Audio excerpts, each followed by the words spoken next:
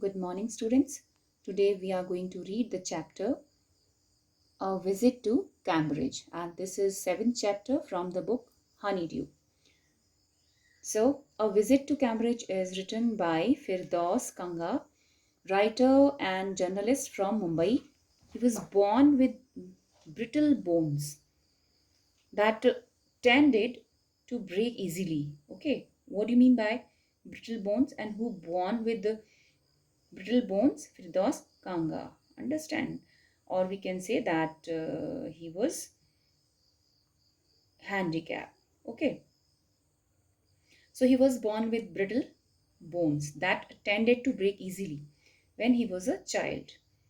So this lesson gives us a glimpse of the meeting between Firdaus Kanga and Stephen Hawking. Stephen Hawking, one of the greatest scientists of our time, suffered from a form of paralysis that confined him to a wheelchair. Okay, and allowed him to speak only by punching buttons on computer, which speaks for him in a machine-like voice. Both these men moved around in wheelchairs, and it was during Firdaus Kanga's visit to Cambridge that they met each other. Okay, so let's get started without any delay. A visit to Cambridge. Cambridge was my metaphor for England, and it was strange that when I left it had become altogether something else, because I had met Stephen Hawking there. See the word metaphor. Metaphor means a thing regarded as representative or symbolic of something else. Okay. So here author begins the chapter by telling us that at some point in life England only meant Cambridge for him and nothing more. Okay. He further remarked that after his meeting with Stephen Hawking, the meaning and relevance of England in his life changed completely. It was on a walking Stephen Hawking tour through Cambridge that the guide mentioned Stephen Hawking, poor man who is quite disabled now, though he is worthy successor to Isaac Newton, whose chair he has at the university. And I started because I had quite forgotten that this most brilliant and completely paralyzed astrophysicist, the author of A Brief History of Time, one of the biggest bestseller ever, lived here.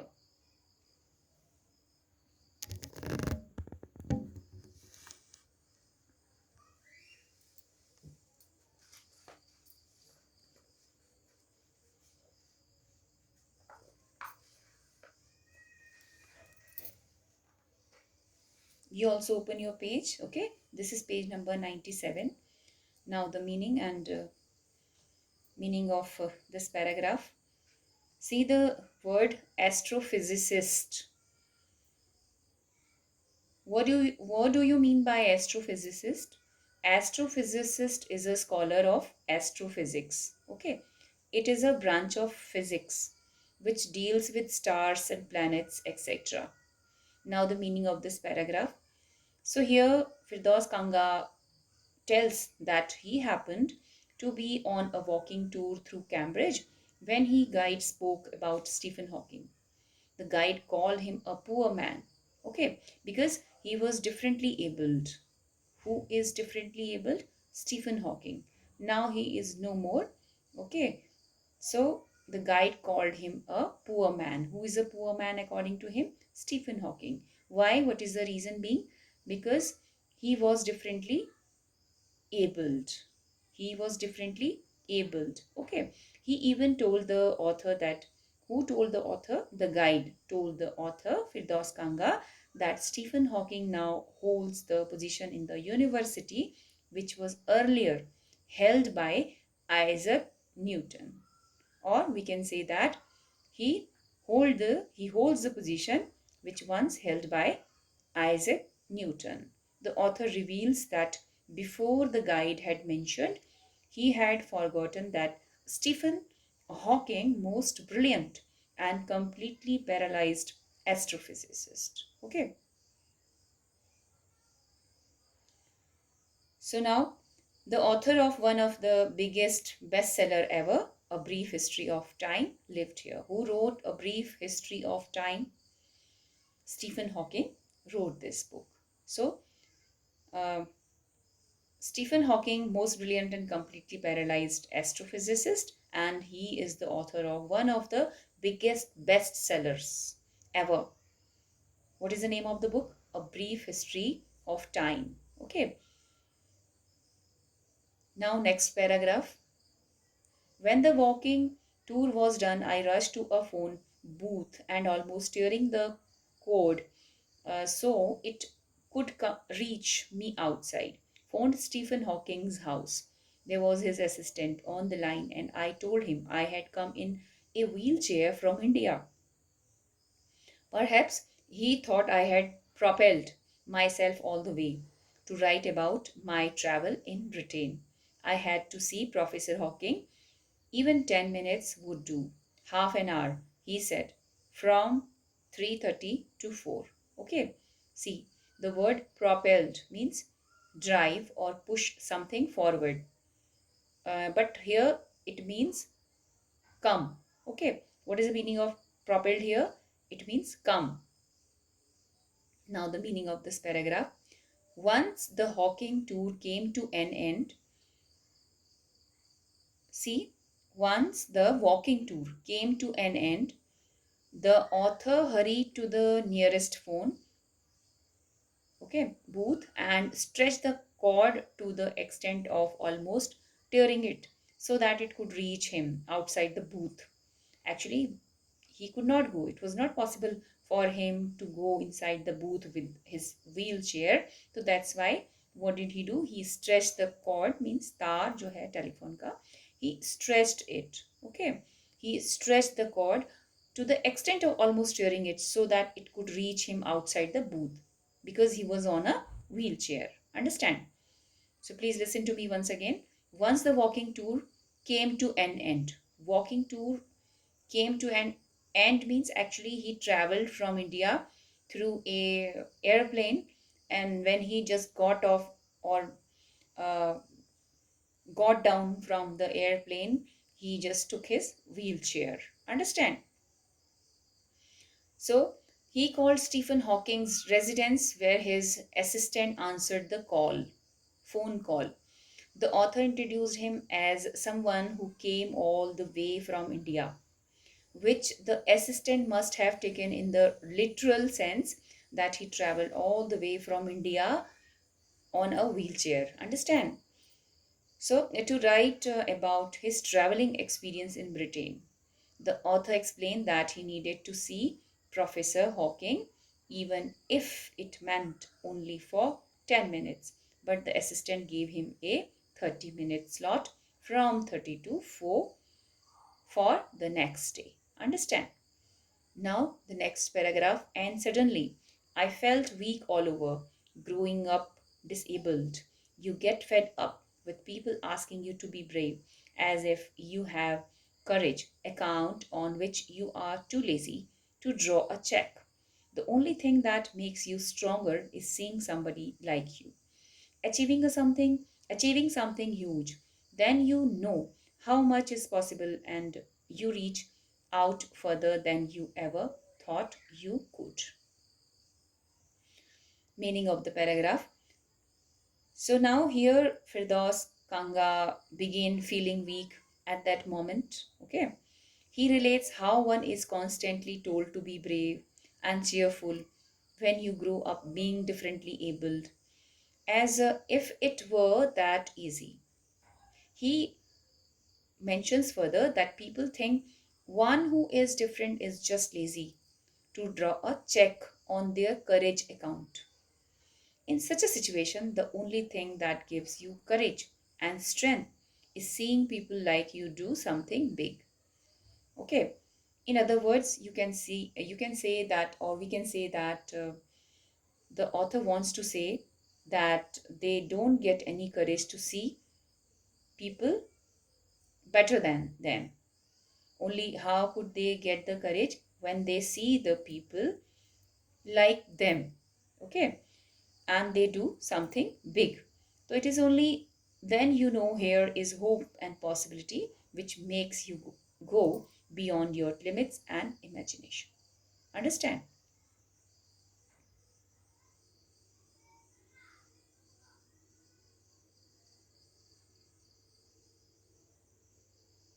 Now, the next paragraph, I haven't been brave, said his disembodied computer voice the next afternoon.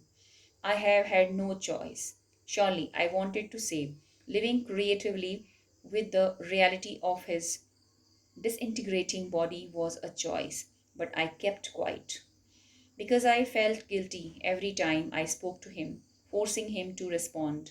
There he was, tapping at the little switch in his hand, trying to find the words on his computer with the only bit of movement left to him, his long pale fingers. Every so often, his eyes would shut in frustrated exhaustion, and sitting opposite him, I could feel his anguish. The mind buoyant with thoughts that came out in frozen phrases and sentences still stiff as corpses. Now, see the meaning of difficult words. First of all, disembodied, okay, means separated from the body. Disembodied means separated from the body. Understand? Anguish means here mental or physical pain or sufferings. The next word is buoyant. Okay, that is vibrant. You can say intensely active. Okay, now the meaning of this paragraph. The next afternoon, when he went to see him, Stephen Hawking told him home to Firdaus Kanga that he hadn't been brave. Okay, he spoke in his, how did he spoke this thing? He spoke this thing in his disembodied computer voice that he had no other option. So how did he responded? How did he respond? He responded this thing in his disembodied computer voice. Okay, that he had no other option. Why did he do so? Because he did not have any other option to respond. The author wanted to reply that living so creatively, even with his disabilities, was a brave choice, but he refrained from doing so as his guilt took over every time he pushed Stephen Hawking to respond by talking to him. Okay, he was feeling guilty that because of him, Stephen Hawking is feeling or is suffering a lot. Okay, as he has to spend much of his energy. Understand? He spoke by finding the words on his computer. How did he speak? He spoke by finding the words on his computer and then tapping a little switch in his hand with the only remaining movement left in his pale and long fingers. And he would get easily fatigued and would shut his eyes every now and then in frustration. Get easily fatigued means he got tired or he got exhausted and would shut his eyes every now and then in frustration in every effort to respond. Understand? The author mentions how he could feel Hawking's pain as the thoughts in his intensely active and vibrant mind came out emotionless and stiff as a corpse. What is the meaning of corpse? Corpse means a dead body. Understand? Now, the next paragraph, last paragraph of the page.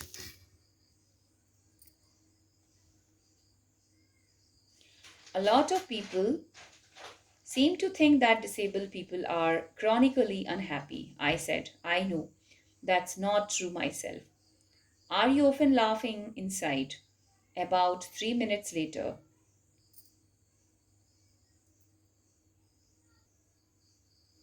About 3 minutes later, he responded, I find it amusing when people patronize me. And do you find it annoying when someone like me comes and disturb you in your work? The answer flashed. Yes. Then he smiled his own one way smile, and I knew, without being sentimental or silly, that I was looking at one of the most beautiful men in the world. See the meaning of difficult words from previous page. Chronically. See the meaning? Chronically means in a persistent and reoccurring, recurring way. Okay. Then next word is amusing, causing laughter and providing entertainment. Next word is patronize. See the word, this page. Patronize means to be kind or helpful to someone, but to talk to them as if they are inferior. Okay, this is the meaning of patronize. The next word is sentimental, prompted by feelings of tenderness or nostalgia. Okay, now the meaning of this paragraph. So here the author Firdaus Kanga expresses how most people think that people with different abilities are constantly sad and miserable. But as far as he is talking about himself, it is not true. Means people think wrongly that disabled people are the most unhappy people in the world. This is not true. Okay. He asks Hawking if it was true for him, or was he laughing on the inside. It took Hawking almost 3 minutes to respond to the answer, to the question. Okay.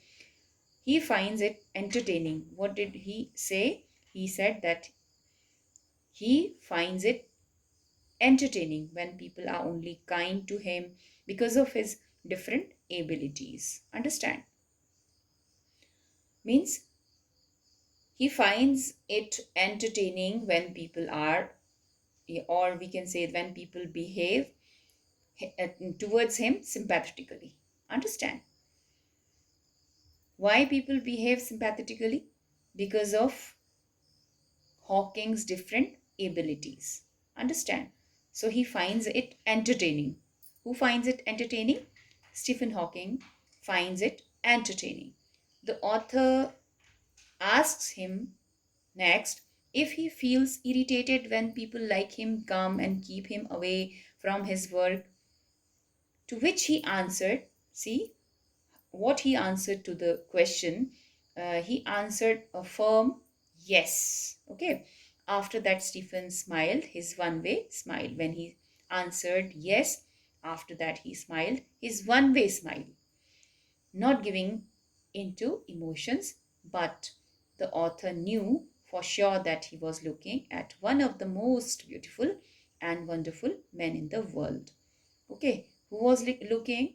To whom? The author Firdaus Kanga was looking at the most beautiful. Who is the most beautiful and wonderful man in the world? Stephen Hawking. So it means Firdaus Kanga was looking at Stephen Hawking, the most beautiful and wonderful man in the world. Okay.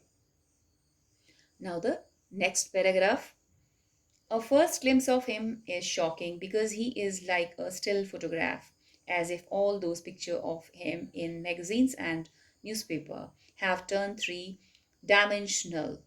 Then you see the head twisted sideways into a slump, the torso shrunk inside the pale blue shirt, the wasted legs. Okay, you look at his eyes, which can speak still, and they are saying something huge and urgent. It is hard to tell what, but you are shaken because you have seen something you never thought could be seen.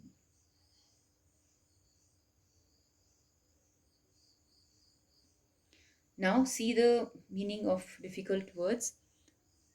This is the para number next. Okay, you can see it clearly on the page. Slump, SLUMP, sit, or we can say lean, LEAN, lean. Okay, bent, and then or fall heavily and limply. And torso means upper part of the body. What is the meaning of torso?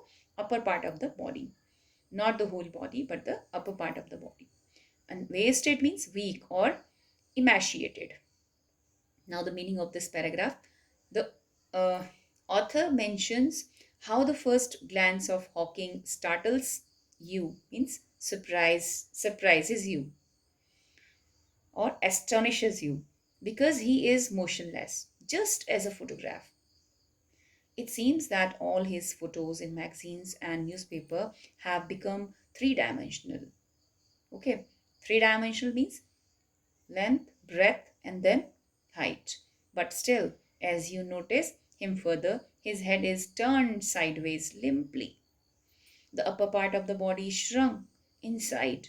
His dull blue shirt and legs weak. Okay, his eyes appear as if they can speak. They are still, yet trying to speak something of great significance and urgency. Although what they are saying is hard to decipher, means to understand or to find out.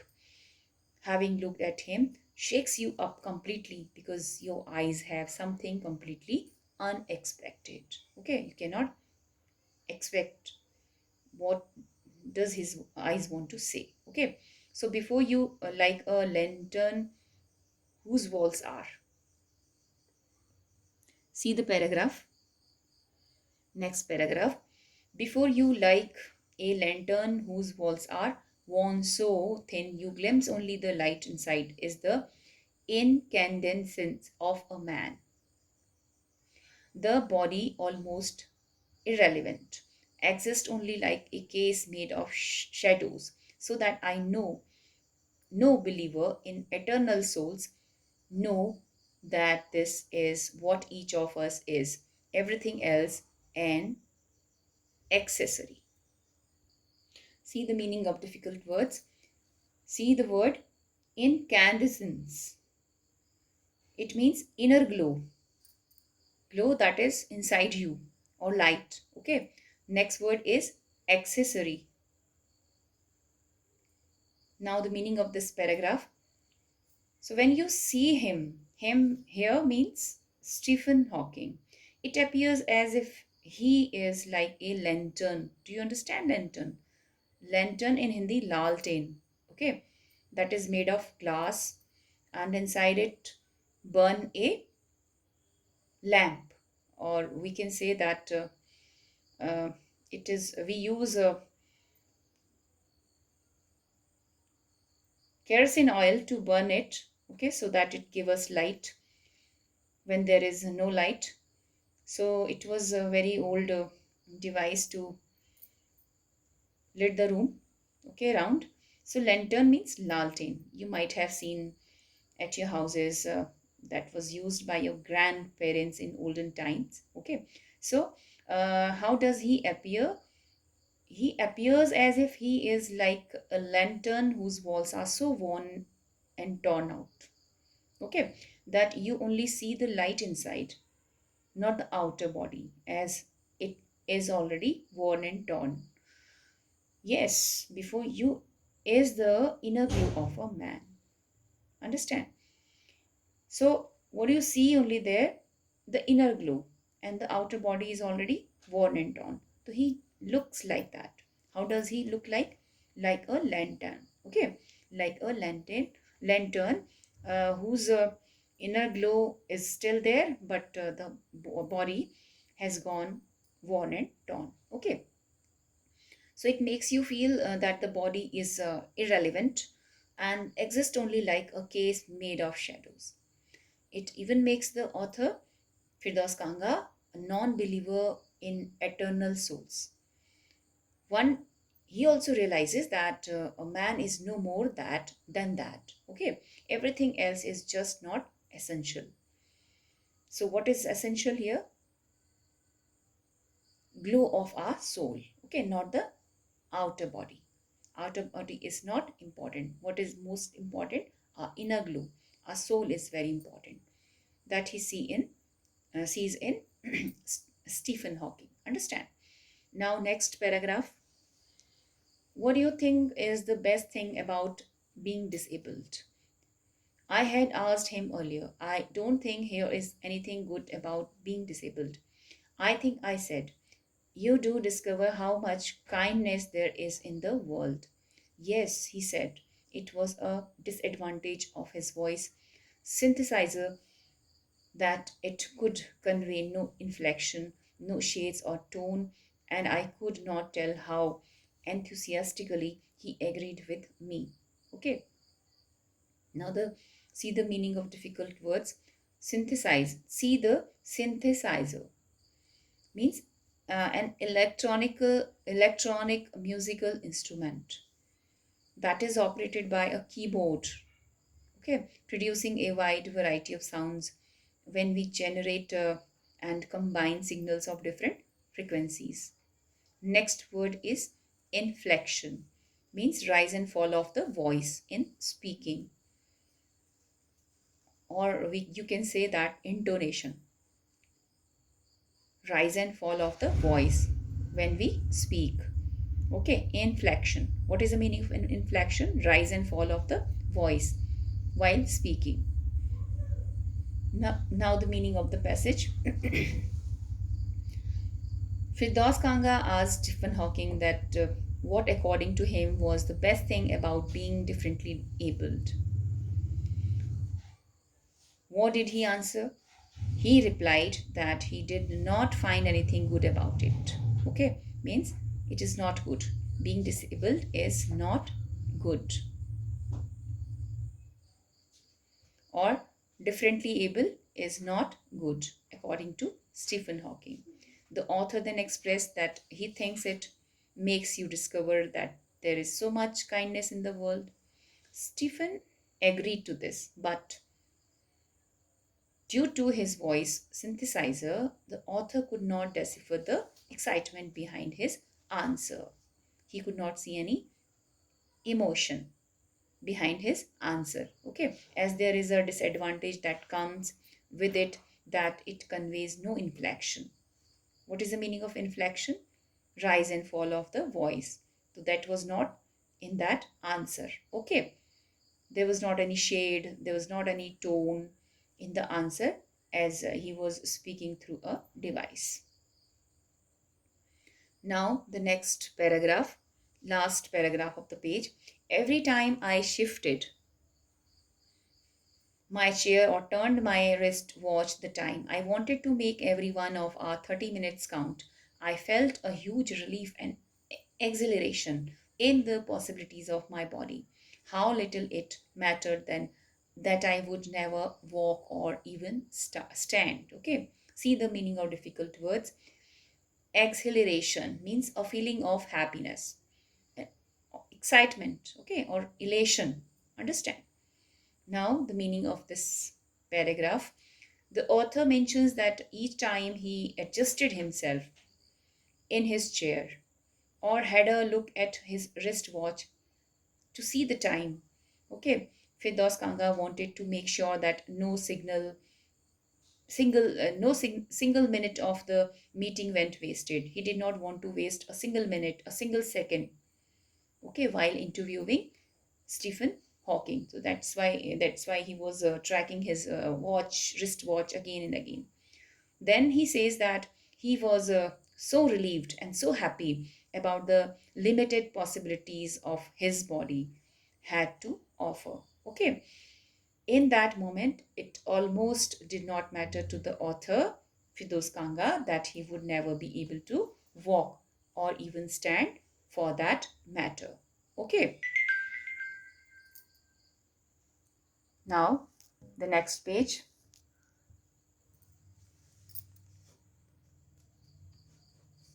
You can see the difficult meaning on this page.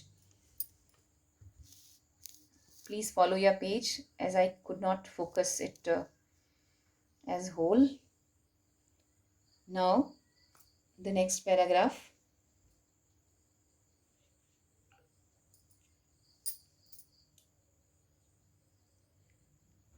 I told him how he had been an inspiration beyond glitch. Okay, glitch means phrase or idea used so often that it loses its meaning. Understand? Please note down the meaning. Meaning of glitch means phrase or idea. You can say idea used so often that it loses its meaning. Understand? for me and surely for others. Did that thought help me? No, he said, and I thought how foolish I was to ask when your body is a claustrophobic room and the walls are growing narrower day by day. It doesn't do much good to know that there are people outside smiling with admiration to see you breathing still. Okay. Now see the another word, claustrophobic means very small and suffocating. Actually, claustrophobia is an abnormal fear, okay, of being in an enclosed space. It seems that you are in a closed space and you're going to be shut inside that forever. So, okay. Now the meaning of this paragraph.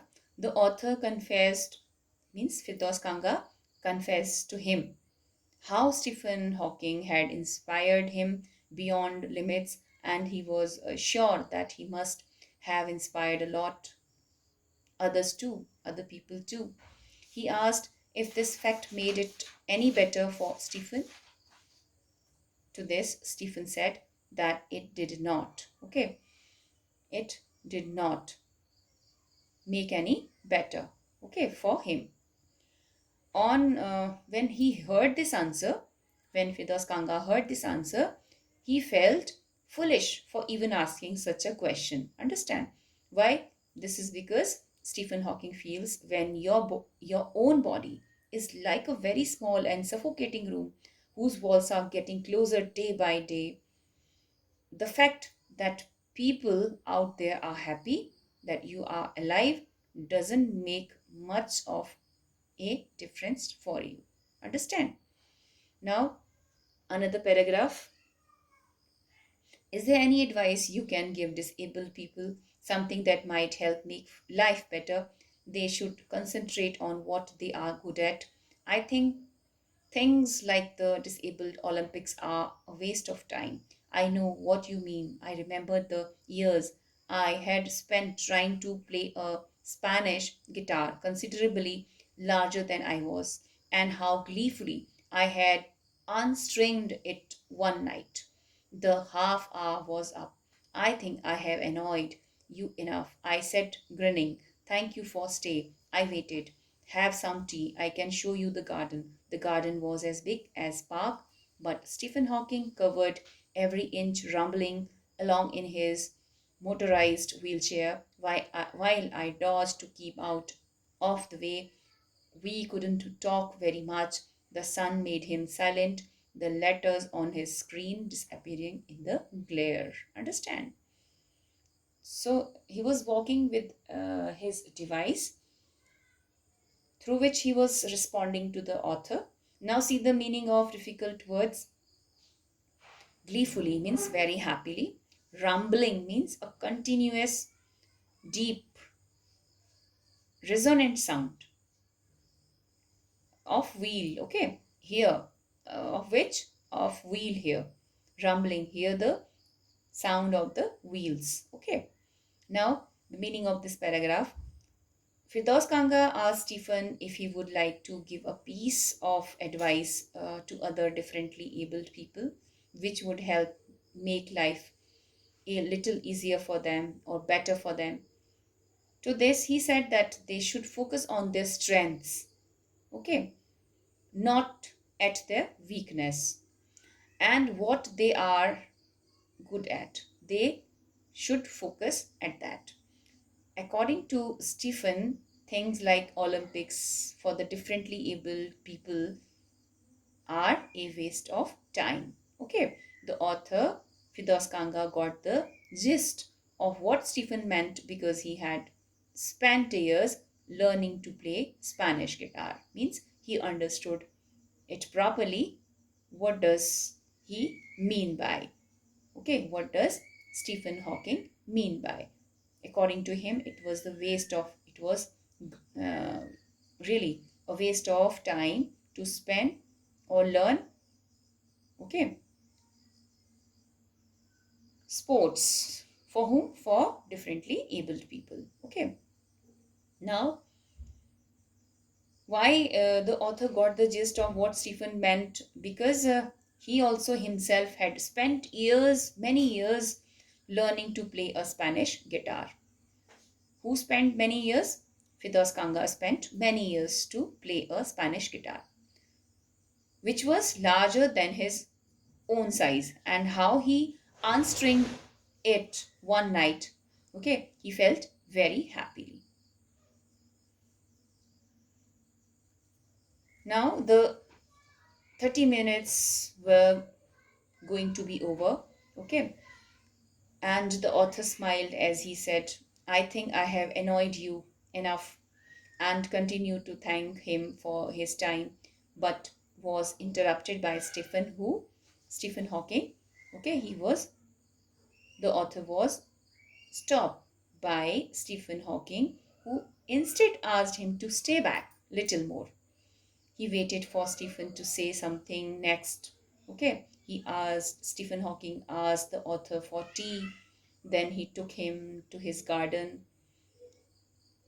Okay, the author also waited for Stephen to say something next, and he offered the author some tea and a chance to show his garden. Even though the garden was as big as a park, Stephen showed him every inch and corner of the garden. How he showed the garden to him? He showed all the garden on his motorized wheelchair. Okay, and the author tried not to come in his way. They could not converse a lot during that time because the letters on his screen were disappearing in the glare of the scorching sun in the day, and it felt as if the sun made him silent. Whom? Stephen Hawking. The sun, it just seemed that if the sun made Stephen Hawking silent. So that's why he could not answer more. Now, the next paragraph. An hour later, we were ready to leave. I didn't know what to do. I could not kiss him or cry. I touched his shoulder and wheeled out into the summer evening. I looked back and I knew he was waving, though he was not. Watching him, an embodiment of my bravest self, the one I was moving towards, the one I had believed in for so many years alone. I knew that my journey was over for now. Okay, see the meaning of this paragraph.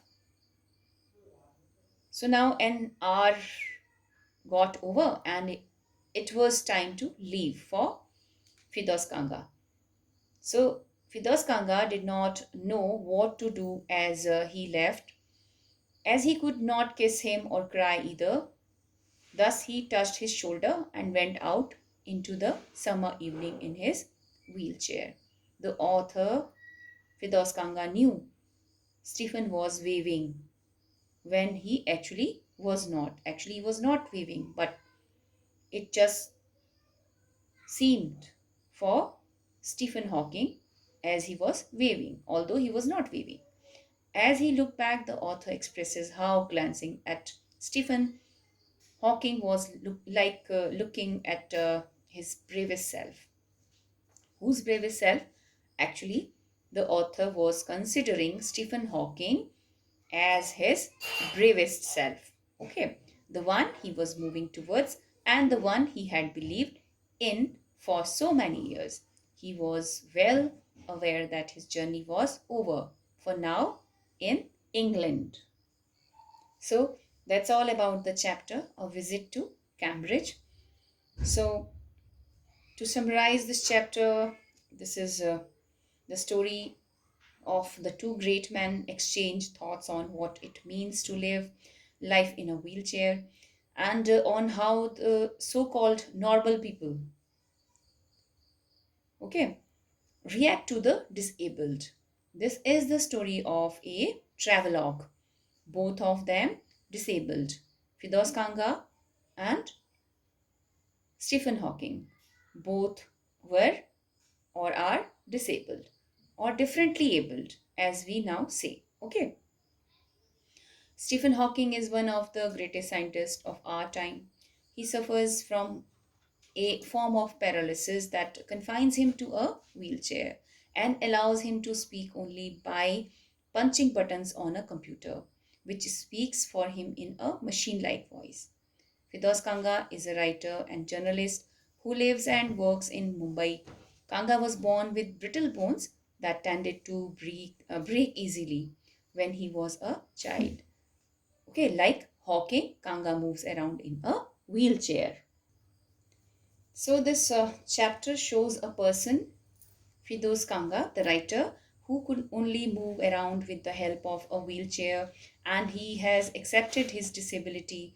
He doesn't fight it or gets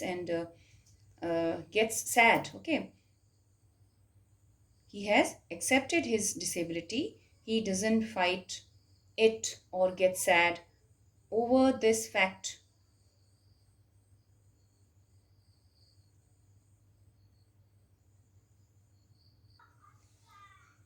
I want to say that Firdaus Kanga accepted his disability. He doesn't fight it or get sad over this fact.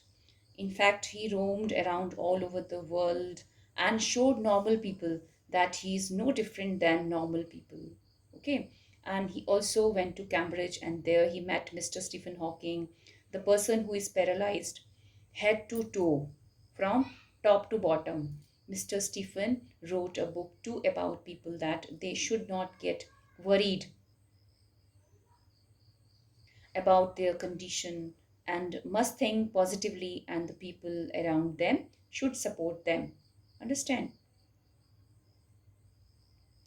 This lesson supports all the people out there who are disabled or able differently. Okay.